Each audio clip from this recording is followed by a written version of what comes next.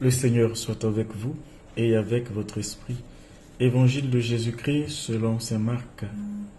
Gloire à toi, Seigneur.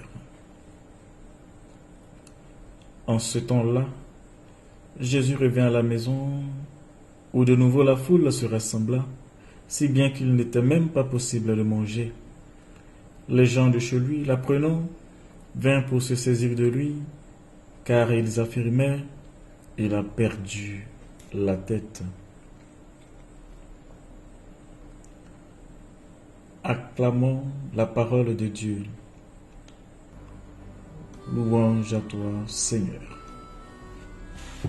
Eh bien, chers frères et sœurs, en parlant du début de la mission de Jésus, l'évangile de ce jour laisse entrevoir clairement que la mission de Jésus n'est pas facile. L'évangile souligne les aspects difficiles de cette mission.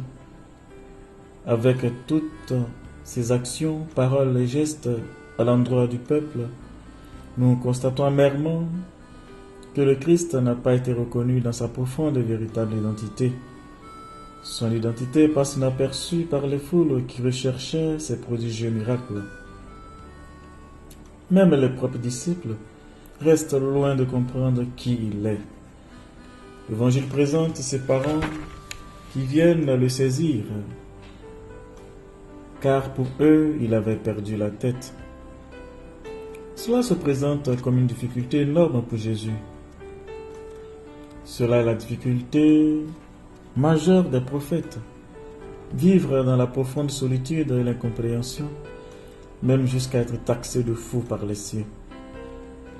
Cette incompréhension généralisée doit nous alerter sur le danger de l'incompréhension actuelle du Christ dans notre monde d'aujourd'hui. Dans les deux extrêmes, nous notons le rejet ou l'indifférence de certains et une adhésion inconditionnelle pour d'autres. Pour tout cela, le véritable chrétien souffrira aussi d'incompréhension.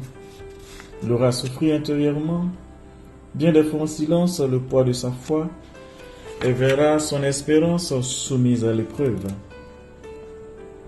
Les chrétiens qui vivent fidèlement l'Évangile souffriront les mêmes incompréhensions que Jésus a souffert, parce que son témoignage de vie, effectivement, dérange. Un chrétien doit pouvoir déranger par son témoignage de vie qui se veut lumière, qui éclaire les ténèbres de ce monde. Que l'Esprit Saint nous y aide à témoigner du Christ, chemin, vérité et vie, lui qui est vivant pour les siècles des siècles. Amen.